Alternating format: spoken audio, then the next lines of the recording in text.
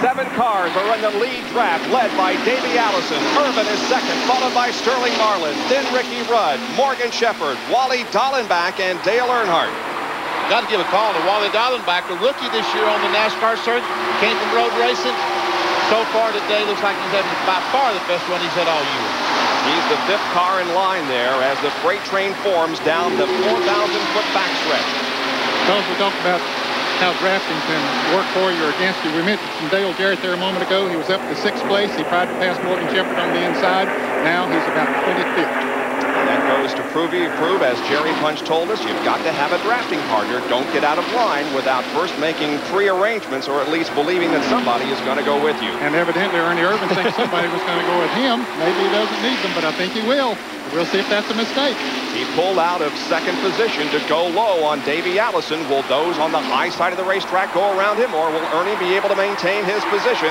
It looks as if he's going to lose the spots as to the back he goes. Davey Allison is first, and now Sterling Marlin is running in 2nd position as we're in the early lap. So the Winston 500 from Talladega. Stay with us.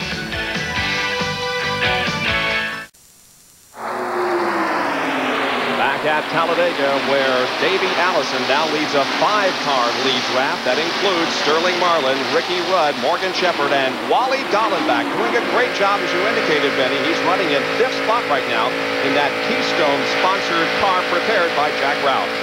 And someone told him that he needed a dancing partner. He's picked Morgan Shepherd. Wherever Morgan goes, he's going to go.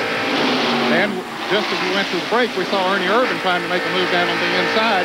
He is back in 6th place. Those 5 lead draft cars have pulled away from him a little bit. And you see, we can't even see Ernie behind Wally Dallenbach, so he has lost the lead draft because he tried to make that pass. But he and Earnhardt are hooked up together now. They might be able to work together and get back up there.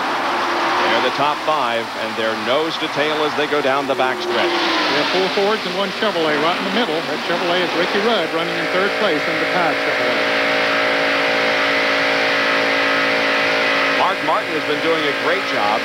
He was the one who had his qualification run nullified on Thursday, and now Mark Martin, after starting in 21st position, has worked his way up to 14th. 13th, 12th, 11th, 10th, so Rusty Wallace would be the 9th place car. There's 6, 7, 8, that group of 3 cars, Irvin, Earnhardt, and here's a lead change as Sterling Marlin and Ricky Rudd have teamed up, and they're going to throw Davey Allison back, or are they? And look, making it 3 abreast is Morgan Shepherd.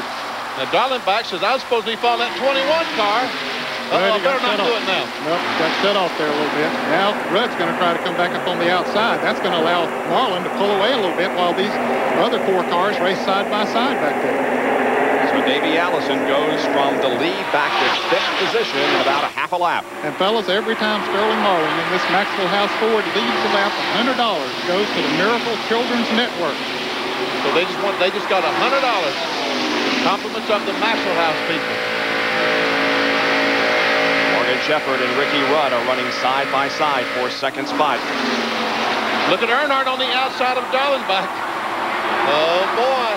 So Earnhardt and Irvin did hook up together and caught that crowd. And Jerry Punch has Steve Lloyd in the pit area.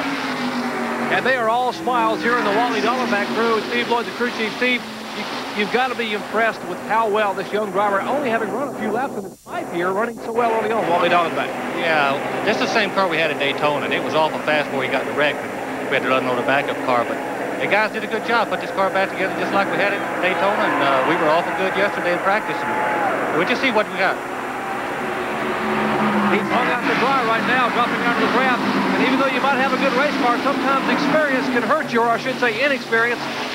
So he's lost about 8 or 9, maybe 10 spots getting out of the draft, and that'll bite you here at Talladega, guys. Boy, it sure can, and that's a perfect example of drafting. If you don't have anybody to go with you, you get hung out either the bottom or the top, you go back, and that's exactly what Wally Dallenbach is doing right now. He's trying to get in line desperately. But there's no place to get in line, He tries to get in beside Jimmy Hensley, but Hensley said, buddy, you ain't getting in this spot. Brad Bodine says, See, there's just no spot to get in there, so...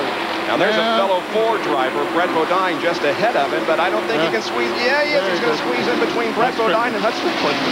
Some spotter up on the roof said, okay, you can't come up. You can't come up. He told him he could come up. There was no one on the outside of him.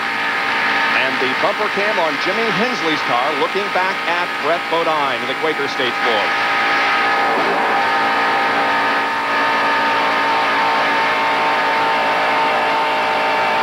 Meanwhile, Harry Gant just continues to struggle. Jerry, have you found out any more about his problem? Bob, we really haven't. We talked about the fact that the body just is not right to run at these speeds here, but you kind of realize these drivers don't lose their sense of humor even at close to 200 miles per hour. A minute ago, the crew radioed Gant said, you better hustle, Harry, you're losing the draft. He chuckled back on the radio and said, what draft? I've never been in it.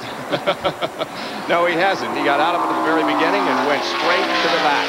Fellas, I wonder if there's something wrong with the car number 4 of Ernie Irvin. He got down on the inside. I'm not sure that now he's back up in the line, but boy, he's dropped about 6 or 8 positions as well. Can't even see him in this lead pack. Now Morgan Shepherd's down there out of the draft, so maybe it was just getting out of the draft for Ernie Irvin. Well, our innovation here on ESPN Speed World coverage of NASCAR Winston Cup Racing, our Napa Field Summary, the first of the afternoon. We show you the entire field rundown as it stands right now. Not 5-10 laps ago. This is current information.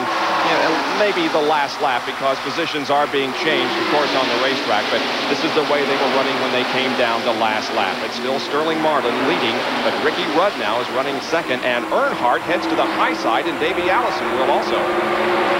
Yeah, I think he figures that Davey, I know he can help him up there, and I think Earnhardt figures he will help him if he gets the shot up there on the outside, but now they drop back in line.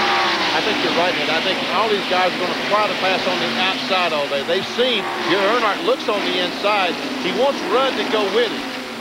No, I guess he's going to try to pass Rudd himself. Yeah, and he runs in there and slides right up in front. He makes himself a hole and fills it.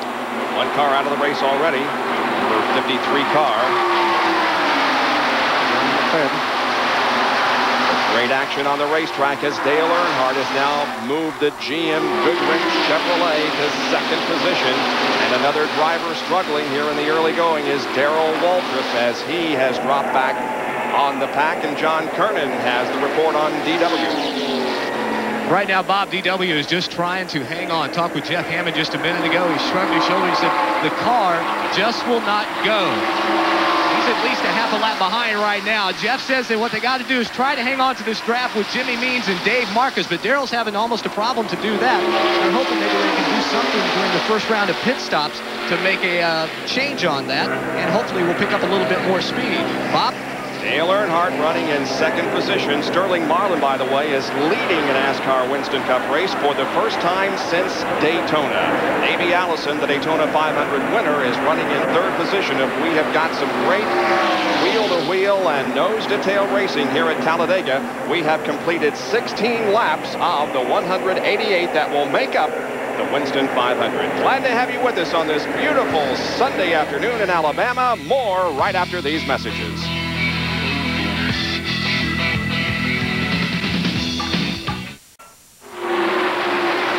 We are live at Talladega, Alabama for the Winston 500. Stop number 9 on the Winston Cup Trail for 1992. And the leader is Sterling Marlin. Running in second spot is Dale Earnhardt. And a guy who was running in second position not too long ago has experienced the being hung out to dry syndrome, and that is Ricky Rudd. Now, he's rejoined the draft. However, he has fallen way back in line. As a matter of fact, he's back to 17th. He got down on the inside, and that just was not the place to be, and it took a long time for him to find an opening so he could get back in line. There he is, drafting on the 66 car, Jimmy Hensley, who's right behind Jeff Bodine, the Motorcraft car number 15. Jimmy Hensley doing a good job, first time here at Talladega, driving the Phil Yarborough Top Arctic Ford. Bumper cam on Jimmy's car, looking back at Ricky. Rudd's problem was he just went to the inside, tried to make a pass, got hung on the inside. He just could not get back in line. Here he is, back in 17th spot. And how different this is from the short tracks that we've been on for the last few weeks. They said, man, you got to stay down on that inside. You don't want to get off that inside. Dale Earnhardt now the leader of this race. Dale Earnhardt has gone to the front. He led many laps last week at Martinsville, but couldn't win the race, and now he has taken the GM Goodrich Ford to the lead again. Marlin now second and Allison third.